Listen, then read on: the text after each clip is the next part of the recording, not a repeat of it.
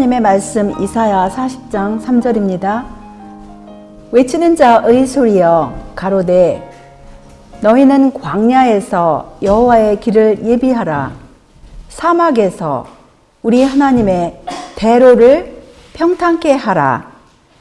우리 주님의 은혜로 오늘 이 소란한 세상 가운데서 이렇게 평안한 주님의 날을 허락하시고 우리 생명의 말씀을 들을 수 있도록 은혜를 베푸신 우리 하나님 아버지께 예수님의 이름으로 다시 한번 감사와 찬양을 올리옵고, 오늘 이 예배에 참석하신 주님의 모든 자녀들 주님의 만복으로 채우심을 입는 귀한 시간 되시기를 예수님의 이름으로 기원합니다. 우리들 이 세상에서 가장 원초적이면서 진정으로 중요한 곳이 과연 무엇일까요? 우리 하나님의 말씀에는 이런 말씀이 있습니다.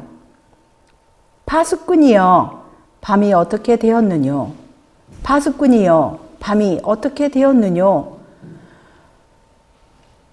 이사야서 21장 11절의 말씀인데요. 뒷부분만 이제 인용을 하였습니다. 과연 이 지구의 시계가 몇 시일까요? 지금 이 지구의 밤이 어느 지점까지 이제 가까이 왔을까요?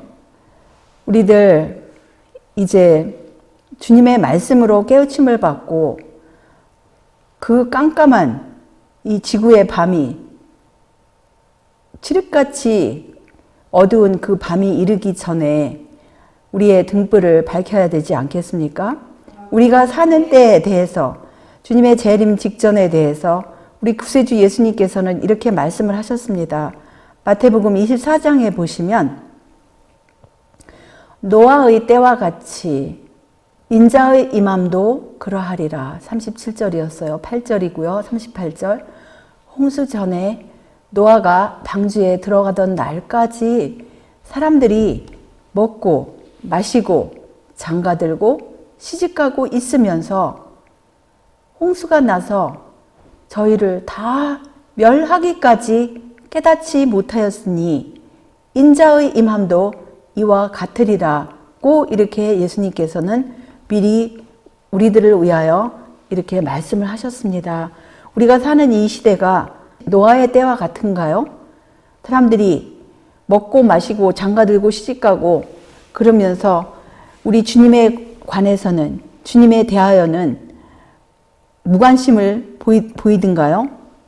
창세기 6장에 보시면 5절에 여호와께서 사람의 죄악이 세상에 관영함과 그 마음의 생각의 모든 계획이 항상 악할 뿐임을 보시고 땅 위에 사람 지으셨음을 한탄하사 마음에 근심하시고 가라사대 나의 창조한 사람을 내가 지면에서 쓸어버리되 사람으로부터 육축과 기는 것과 공중의 새까지 그리하리니 이는 내가 그것을 지었음을 한탄함이니라 하시니라. 그러나 노아는 여호와께 은혜를 입었더라. 고 이렇게 창세기 6장 5절 8절에서 말씀을 하고 계십니다. 노아가 하는 일에 대해서 칭찬하는 사람이 없었어요. 다들 비웃었어요. 왜냐하면 그 일은 그들의 생각에, 상식에 맞지 않는 그러한 엉뚱한 일이었기 때문이었어요. 정말 오늘날 이 세상에서 하나님의 백성들이 어떠한 믿음을 행사해야 할지를 이 말씀을 보고도 우리가 깨달을 수 있어요. 정말 이 세상은 지금 죄악이 너무나 관영하고 사람들의 생각이 어떻게 저런 생각을 할 수 있을까라는 생각을 할 수가 있어요. 정말 특이한 생각들이 많구나. 정말 기가 막히구나. 이런 생각들을 합니다. 그런데 주님의 말씀은 우리에게 말씀하시기를 이스라엘아 내가 이와 같이 네게 행하리라. 내가 이것을 네게 행하리니 이스라엘아 내 하나님 만나기를 예비하라고 간절히 부탁을 하고 계십니다. 그리고 말씀하시기를 우리에게 양쪽 길을 보여주셔요. 예레미야 21장 8절에 보시면 여호와께서 가라사대 너는 또 백성에게 여호와께서 이같이 말씀하신다 하라. 보라, 내가 너희 앞에 생명의 길과 사망의 길을 두었노니 이렇게 말씀하십니다. 우리가 하나님께서 보여주시는 생명의 길, 또 마귀가 제시하는 유혹하는 사망의 길을 우리 앞에 있음을 우리가 명시해야 할 것입니다. 어떠한 길을 그동안 갔는가? 우리 주님을 모를 때, 주님을 영접하기 전에 하나님 보시기에는 모든 사람이 형편이 이러하였습니다. 우리는 다 양 같아서 그릇 행하며 각기 제 길로 갔거늘 여호와께서는 우리 무리의 죄악을 그에게 담당시키셨도다라고 이사야 53장 6절에서 말씀하십니다. 우리 하나님을 모르고 예수님을 몰랐을 때는 각기 제 길로 자기가 생각하는 대로 자기가 원하는 대로 그 길을 갔는데 우리 예수님께서는 우리 모두의 죄악을 담당을 하셨어요. 그런데 주님께서 오시기 전에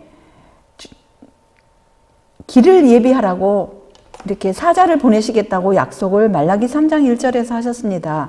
만군의 여호와가 이르노라. 보라, 내가 내 사자를 보내리니 그가 내 앞에서 길을 예비할 것이요 또 너희의 구하는 바 주가 홀연히 그 전에 임하리니 곧 너희의 사모한 바 언약의 사자가 임할 것이라. 비슷한 말씀이 다른 곳에도 있는데요.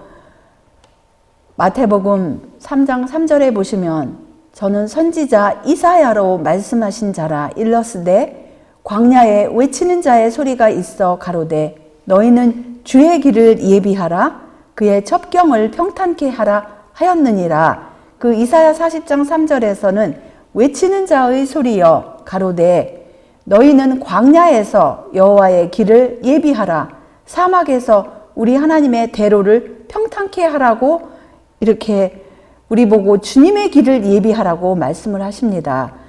그래서 오늘 주님께서 오시는 길을 예비하기 위해서 우리가 어떻게 해야 할까요? 우리는 가까운 곳에서부터 시작을 해야 합니다. 하나님께서 태초에 이 세상을 천지를 창조하시니라고 기록을 하셨습니다. 그래서 하나님께서 창조하신 그 기록을 창세기 1장에서 보시면 차례차례로 나와요. 처음에 창조하신 것이 빛을 창조하시지 않았습니까? 하나님께서 가라사대 빛이 있으라 하심에 빛이 있었고 그 빛이 하나님의 보시기에 좋았더라. 하나님이 빛과 어두움을 나누사 빛을 낮이라 칭하시고 어두움을 밤이라 칭하시니라. 저녁이 되며 아침이 되니 이는 첫째 날이니라고 기록을 하시면서 엿새 동안에 하나님께서 모든 것을 이렇게 적당하게 질서 있게 아름답게 완전하게 창조하셨습니다. 그 이후에 이 모든 창조의 기념의 날로서 하나님께서 창조주가 되신다라는 그 표시로서 그 제치를 안식일을 이렇게 제정을 창조시에 그렇게 창조를 다 마친 후에 하셨습니다. 그런데 하나님께서 이렇게 모든 것을 아름답게 완전하게 이 엿새 동안에 창조하신 후에 그 마지막으로 엿새 동안에 창조하신 그 마지막 작품이 바로 하나님의 형상대로 사람을 만들자고 이렇게 제안을 하셨습니다. 하나님께서 가라사대 우리의 형상을 따라 우리의 모양대로 우리가 사람을 만들고 그로 바다의 고기와 공중의 새와 육축과 온 땅과 땅에 기는 모든 것을 다스리게 하자라고 하나님 아버지께서 그분의 아들 그리스도께 이렇게 제안을 하셨을 때 하나님께서 그분의 형상대로 하나님의 형상대로 사람을 남자와 여자로 이렇게 창조를 하셨습니다. 그리고 창조하신 후에 모든 것을 완벽하게 창조하신 후에 그 사람을 그 지으신 사람을 에덴 동산에 두셨다고 하셨어요. 여호와 하나님이 동방의 에덴의 동산을 창설하시고 그 지으신 사람을 거기 두셨다고 하셨어요. 그래서 하나님께서는 사람을 창조하시기 전에 사람이 살 수 있는 가장 아름답고 완전하고 사람을 가장 행복하게 할 수 있도록 모든 빛으로부터 마지막 모든 것을 이렇게 차례 창조를 하셨습니다. 그래서 거기에 두셨습니다. 그래서 하나님께서는 순서대로 질서 있게 일을 하시는 분이심을 창세기에서도 우리가 이 말씀을 통해서 볼 수가 있지 않겠습니까? 영감의 글을 계속하여서 우리가 보실 것 같으면 에덴에서의 교육은 가정을 중심으로 이루어진 것이었다. 아담은 하나님의 아들이었고 하나님의 아들들은 그 아버지이신 하나님께로부터 교육을 받았다. 그것은 참된 의미에 있어서 가정학교라고 그렇게 말씀을 하셔요. 타락한 인간의 조건에 적합하도록 세우신 하나님의 교육 계획은 그리스도로 하여금 하나님과 사람을 연결하는 고리로서 하늘 아버지를 대표하는 인류의 교사가 되게 하는 것이었다. 그리스도는 인류의 위대한 교사이시다. 그분께서는 또 부모들을 당신의 대표자로 임명하셨고 가정은 학교이고 그 부모는 교사라고 이렇게 말씀을 하고 계십니다. 그래서 부조들의 시대에는 가정을 중심으로 한 교육이 일반적이었고 이렇게 세워진 학교를 위하여 하나님께서는 하늘에 적합한 그 품성의 발달에 가장 알맞는 환경을 주셨고요. 또 그분의 지도 아래에 있던 사람들은 그분께서 태초에 정하신 인생에 대한 계획을 계속하여서 실행하였다고 이렇게 말씀을 하고 계십니다. 그런데 하나님을 떠난 사람들이 자신들을 위하여 도시를 건설하고 그것에 모여 화려함, 사치, 행악 속에서 기뻐 날뛰었다고 이렇게 기록을 하십니다. 이러한 것들은 오늘날에도 도시들을 교만하게 하고 저주받게 만들고 있다. 그러나 하나님께서 주신 생활의 원칙을 굳게 지키는 사람들은 들과 산에 살면서 밭을 갈고 가축을 치는 가운데 묵상하고 연구하였다. 자유롭고 독립적인 생활 속에서 그들은 하나님을 배우고 그분의 뜻과 방법들을 자녀들에게 가르쳤다고 이렇게 말씀을 하십니다. 그래서 오늘날 우리들 육신의 눈에는 우리를 창조하신 하나님 아버지와 예수님께서는 우리 육신의 눈에는 보이지 않지만 믿음의 눈, 우리 영의 눈이 열려진다면 이 모든 천연계를 통하여 또 하나님의 성경 말씀 가운데서 우리들에게 말씀하시는 우리 하나님 아버지와 그리스도의 음성을 들을 수가 있어요. 그래서 그 보이지 않는 임재를 믿음의 눈으로 본 사람들은 이 세상에서도 하늘에 가기 전에도 정말 행복할 수 있고 오늘 아침 말씀처럼 이사야 54장 13절의 말씀처럼 모두가 다 우리 하나님의 가르침을 우리 모두가 다 받을 수 있는 것입니다.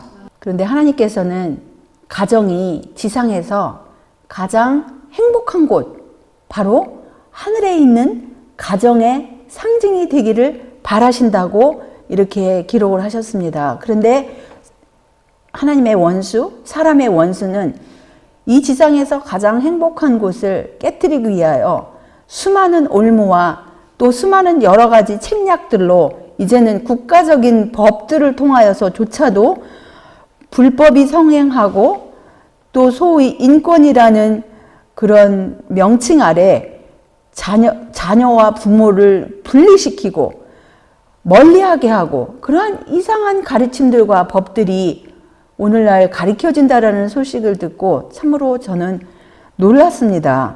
주님의 말씀을 보시면 주님께서는 당신의 지혜로서 가정이 모든 교육기관 중에서 가장 위대한 기관이 될 것을 명하셨다고 하였어요. 어린이의 교육은 가정에서 먼저 시작하여야 한다. 가정은 어린이의 최초의 학교이다. 이곳에서 자녀는 부모를 교사로 모시고 그를 평생도록 인도하여 줄 공과 곧 존경, 순종, 공경 및 자제에 대한 것을 배워야 한다고 하였어요. 그래서 이것은 우리를 평생도록 인도하여 주고 우리를 행복하게 해주고 영육간에 건강을 줄 수 있는 그런 것들이 바로 존경, 순종, 공경, 자제 이런 것들이 바로 어린 시절부터 가정에서 가장 중요한 또 위대한 기관에서 배워야 할 것을 말씀하고 계셔요. 가정에서 끼치는 교육의 감화는 선이나 악에 대하여 결정적인 힘이 된다. 그것은 모든 점에서 조용하며 점진적이나 바른 면에서 끼쳐진다면 그것은 진리와 의를 위해서 원대한 능력이 된다. 만일 아이가 가정에서 정당하게 교육을 받지 않으면 대신 누가 와서 교육을 시켜요? 사탄이 그의 대리자들을 통하여 아이를 교육시킬 것이다. 그렇다면 가정에서의 학교가 얼마나 중요한가라고 강조를 하고 계십니다. 그런데 지금 거의 전 세계적으로 어떤 일이 일어나고 있어요?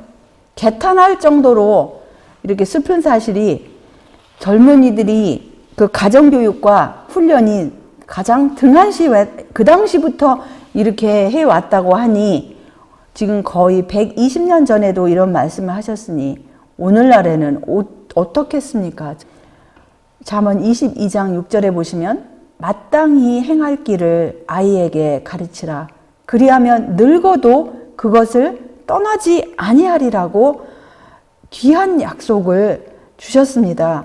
그런데 이 마땅히 행할 길을 가르치라고 하는데 가르치기 위해서는 그 가르치는 사람이 먼저 마땅히 행할 길이 무엇인지 어디인지 누구인지 알아야 되지 않겠습니까? 그럴 때 가르치고 또 가르치면서 배울 수가 있는 거예요. 그리스도를 위한 우리의 사업은 가정 내의 가족에서부터 시작해야 한다. 어린이들의 교육은 과거의 것과는 달라야 한다. 그들의 복지는 과거에 그들에게 주었던 보살핌보다 더 많은 노력을 요구한다. 가정보다 더 중요한 선교지는 없다라고 이렇게 기록을 하셨습니다. 그래서 가장 중요한 선교지는 사실은 가정이라는 거예요. 이 가정이란 일터가 수치스럽게도 많은 이들에 의하여 등한히 여김을 받았다. 거룩한 능력과 치료제들이 제시되어야 할 때가 왔다. 이 악한 상태가 고쳐져야 할 때가 왔다라고 기록을 하십니다. 이것을 기록한 당시에도 많은 경우에 있어서 먼 곳에서 선교를 원하고 실제적으로 하는 사람들이 가정에서 이루어져야 할 선교 사업을 너무도 등한히 하였다라는 거예요. 그 당시에도 있어 왔고 계속 진행 중이고 현재에도 그러한 일들이 비일비재하지 않습니까? 그런데 하나님께서는 지상의 가정이 하늘 가정의 상징이 되도록 계획하신다.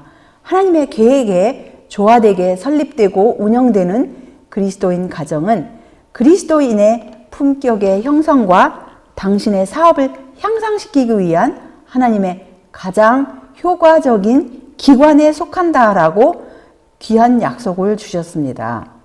그래서 세상에 제시할 수 있는 그리스도교의 가장 큰 능력의 증거는 잘 정돈되고 잘 훈련된 가정이다.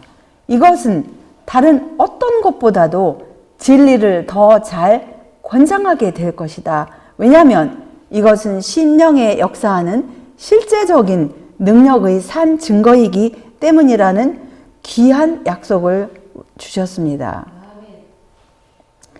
그런데 그러한 가정이 하나님께서 추천하시는 그 가정이 있었어요.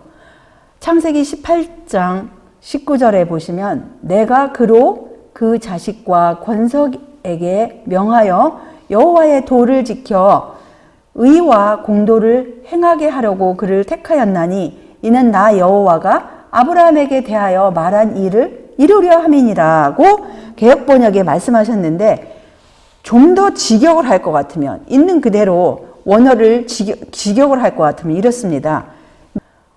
하나님께서는 아브라함을 확실히 안다고 그랬어요. 확실히 내가 그를 아노니 그가 그 권속에게 명하여 여호와의 도를 지켜 의와 공도를 행하게 하여서 여호와가 아브라함에게 대하여 말한 일을 이루려 할 것이라고 아브라함에 대해서 안다고 하셨어요.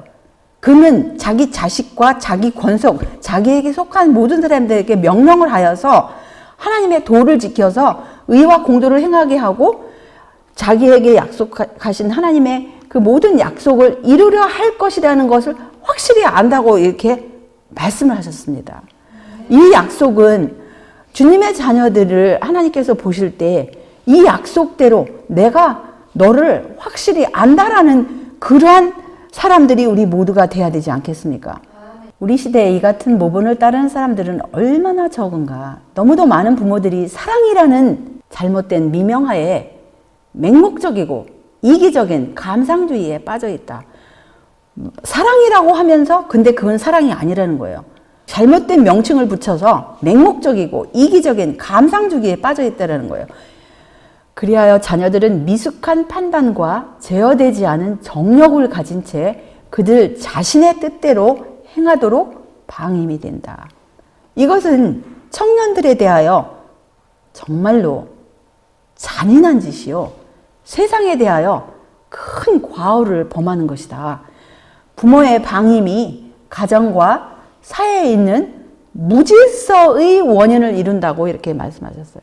그래서 이 세상이 어디를 가나 우리가 무질서한 요소들을 만나지 않습니까? 그 모든 것들이 바로 이 가정에서 사랑이라는 잘못된 명칭하에 그 방치된 그러한 결과라는 거예요. 이것이 청년들의 마음속에 하나님의 요구에 순종하는 대신에 자신의 성향에 따르고자 하는 욕망을 굳게 한다. 그리하여 그들은 하나님의 뜻을 행하기 싫어하는 마음을 가지고 성장하여 그들의 불경하고 불순종하는 정신을 자녀들과 또 자기 자녀들의 자녀들에게 전달한다는 거예요. 아브라함처럼 부모들은 가족에게 저들을 따르도록 명령해야 한다. 하나님의 권위에 순종하는 첫 단계로서 부모의 권위에 순종할 것을 가르치고 실행하게 하라고 이렇게 말씀을 하십니다. 맹목적인 권위가 아니라 부모는 하나님께 순종하고 하나님의 말씀을 그대로 따르는 부모가 돼야 되겠죠. 신앙을 가진 부모들이 하나님의 법도대로 행치 아니하며 그들의 가족들에게도 주의 길을 따르도록 요구하지 않는다. 하나님의 율법이 생활의 법칙이 되고 있지 않다. 그리하여 자녀들은 그들 자신의 가정을 이룰 때 그들이 결코 배운 일이 없는 것을 그들 자녀들에게 가르칠 의무를 느끼지 않는 것은 당연한 일이죠. 이것이 바로 세상에 믿음 없는 가정이 그렇게도 많은 이유요. 부패와 타락이 그처럼 깊고 넓게 퍼져 있는 이유라고 자세하게 설명을 하고 계십니다. 부모들 자신이 완전한 마음으로 주의 율법 안에서 행하기 전에는 그들 자녀들에게 자신들을 따르라고 요구할 준비가 갖추어지지 않을 것이다. 이 점에 있어서 개혁이 필요한데 그것은 깊고 넓은 개혁이 될 것이다.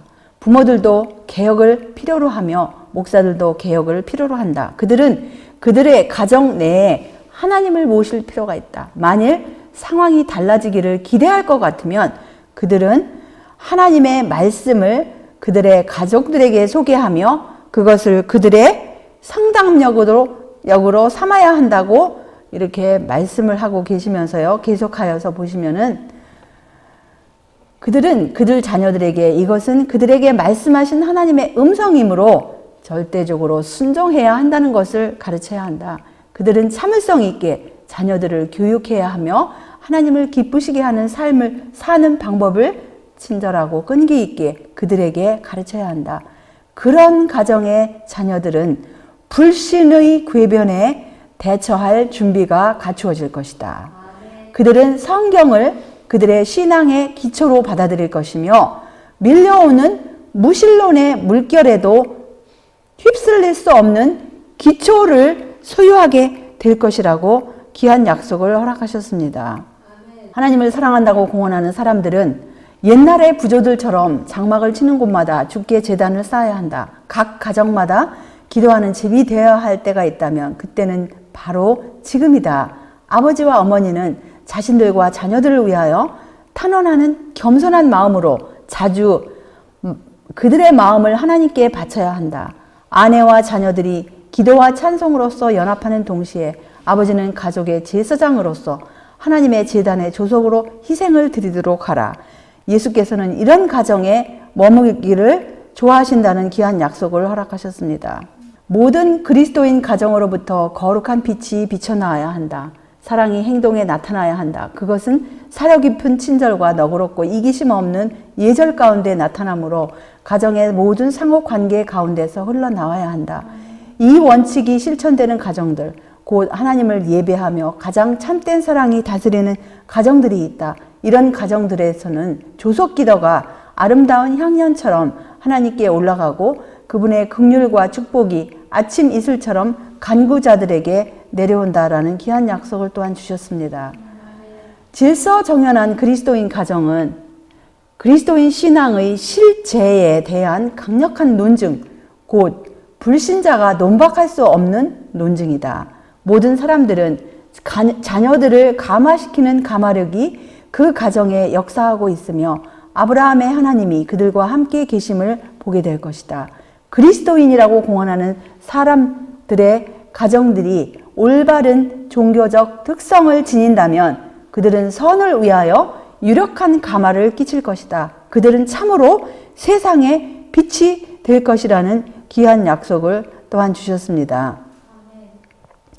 가족사회를 하나의 훈련학교, 그대들의 자녀들이 가정에서, 사회에서, 교회에서 담당할 의무들을 이행하게 되도록 준비시키는 곳으로 숙고하라고 명령을 하셨습니다.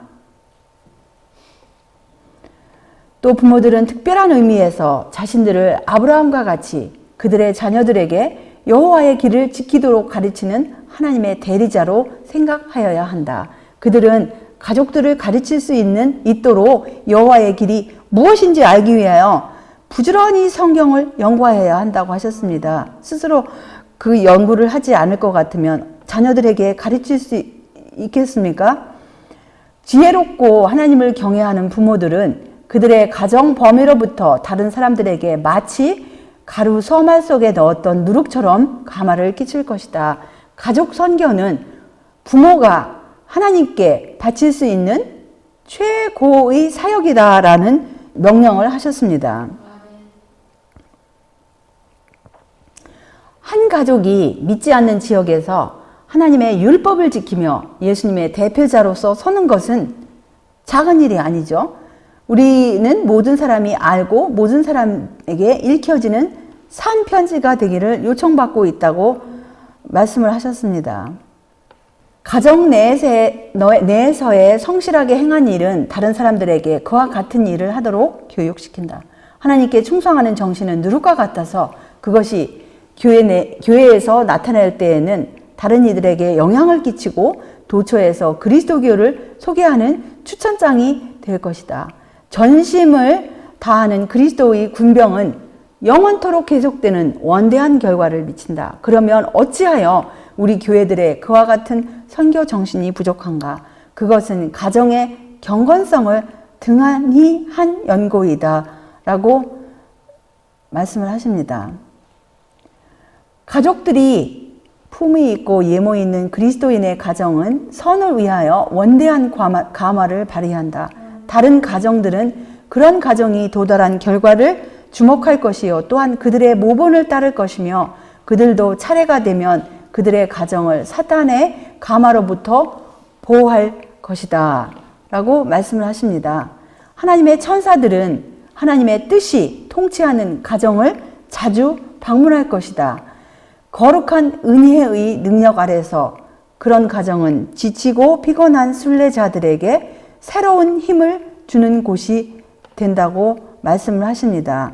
우리가 아무도 자기 자신을 위해서 사는 사람은 사실은 그 예수님의 자녀들은 없겠죠. 우리가 살아도 주를 위하여 살고 죽어도 주를 위하여 죽나니 그러므로 사나 죽으나 우리가 주의 것이로다. 우리 중에 어느 누구라도 세상에 영향을 끼치지 않는 그런 방법으로 사는 것은 불가능하다. 혼자 사는 사람이나 한 가족으로서 사는 사람이나 어느 누구든지 세상에 영향을 끼쳐요.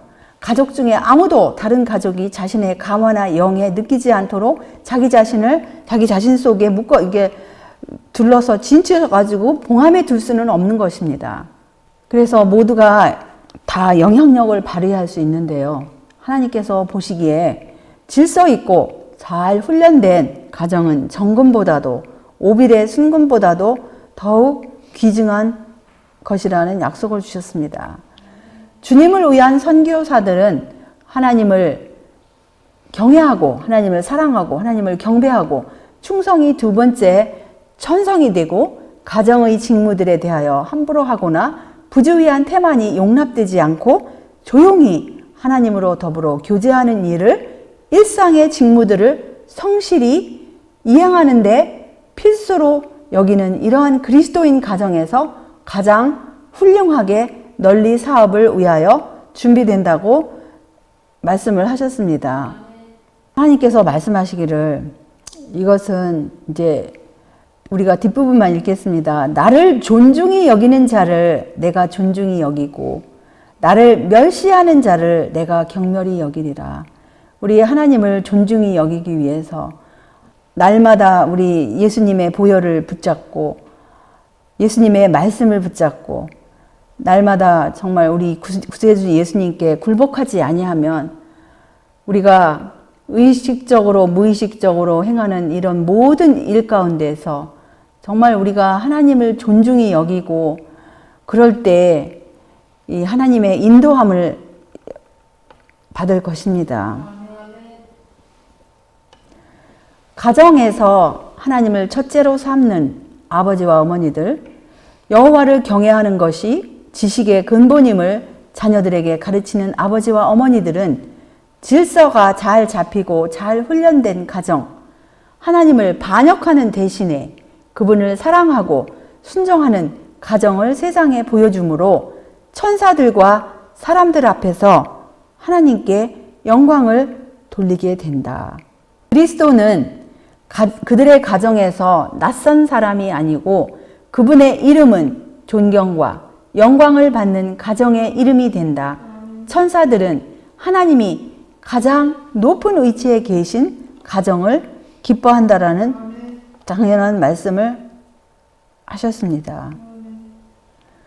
아버지와 어머니가 그들 자신들을 하나님께 복종시켜 그분의 뜻을 행하는 가족은 복이 있다.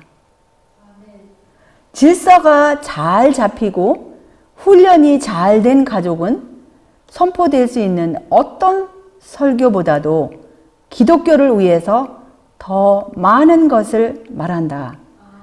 그런 가족은 부모들이 하나님의 가르침을 성공적으로 따르고 있으며 그들의 자녀들은 교회에서 그분을 잘 섬길 것이라는 증거를 제공한다고 이렇게 말씀을 하십니다. 그들이 나누어 준 것에 따라서 그것을 다시 받게 되기 때문에 그들의 영향력은 증가한다. 아버지와 어머니는 가정에서 받은 가르침을 다른 사람에게 주는 조력자를 그들의 자녀 중에서 발견하게 된다라고 귀한 약속을 주셨습니다. 또한 그 주님께서 맡기신 그 모든 일들을 우리 사람이 할 수 있는 우리 인간이 주님의 예수님의 그 보혈을 의지하여 우리가 노력을 할 때 그대는 그대의 노력의 보상으로 무엇을 거둘 것인가? 그대는 그대의 자녀가 그대의 바로 곁에서 자원하여 그대를 붙들고 그대가 제안하는 방면에서 그대에게 협력하는 것을 발견할 것이다. 그대는 그대의 사업이 쉽게 된 것을 보게 될 것이다 라는 귀한 약속을 주셨습니다. 이 세상에서도 우리가 이 짧은 세상에서도 우리 연약한 인간의 빈약한 노력에도 불구하고 하나님께서는 이 세상에서도 이렇게 귀한 약속을 주님의 자녀들에게 허락을 하셨습니다. 그래서 정말 주님께서 원하시는 이 역사, 세상에 제시할 수 있는 그리스도교의 가장 큰 능력의 증거, 잘 정돈되고 잘 훈련된 가정. 왜냐하면 이것은 진리, 다른 어떤 것보다도 진리를 더 잘 권장하게 될 거라는 거예요. 우리가 솔직히 이러한 말씀들을 제껴놓고 우리가 아무리 인간적인 노력을 다른 방향에서 할 것 같으면 이것이 바로 하나님께서 우리가 보고 가라고 제시한 길입니다. 근데 이것을 제껴놓고 그냥 인간적인 생각에 더 중요한 일이 무엇인가 있을 거야 해서 밖에서 그것을 찾으면서 가장 원초적이고 가장 사실은 중요한 그 부분을 등한히 할 것 같으면 그것은 주님의 길을 예비하는 그 길이 아닙니다. 주님의 길을 예비하고 내일 하나님 만나기를 예비하라고 하신 그 예비를 하기 위해서 정말 이런 가장 가까운 데서 가장 원초적인 것에서 하나님께서 기뻐하시는 그 약속이 있는 그곳에서 시작을 할 때 하나님께서는 축복을 하시고 또 성공을 분명히 할 수 있도록 그 길을 허락을 하실 것입니다. 그래서 우리 모두가 정말 이런 모든 약속들, 이 하나님께서 주신 이러한 약속들이 우리의 삶 가운데 이루어짐으로 정말 하나님께서 원하시는 그 개혁, 우리가 어디에서 개혁을 할까요?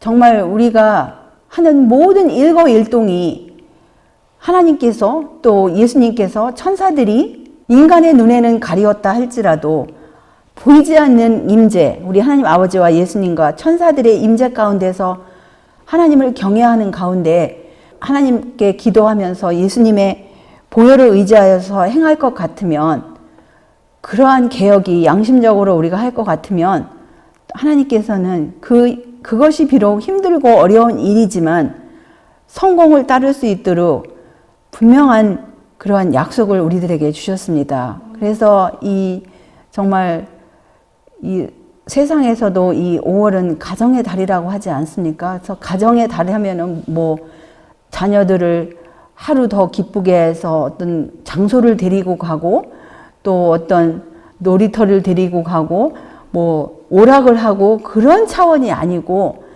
또 카네이션을 한번 달아주고 이런 차원이 아닌 정말 하나님께서 원하시는 그런 개혁 또 그 길, 그런 일이 우리들 가정에서 작은 일로부터 일어날 때 정말 우리는 주님의 오시는 그 길을 마련할 수 있겠고 이 땅에서도 이러한 보상, 정말 우리 자녀들이 우리 곁에서 자원하여서 붙들고 또 협력하고 그 주님의 기쁘신 뜻이 이루어지는 그러한 보상을 이 땅에서도 받을 것입니다. 그래서 우리는 우리의 마음을 집중을 할 때 주님의 약속, 외치는 자의 소리여 가로되 너희는 광야에서 여호와의 길을 예비하라.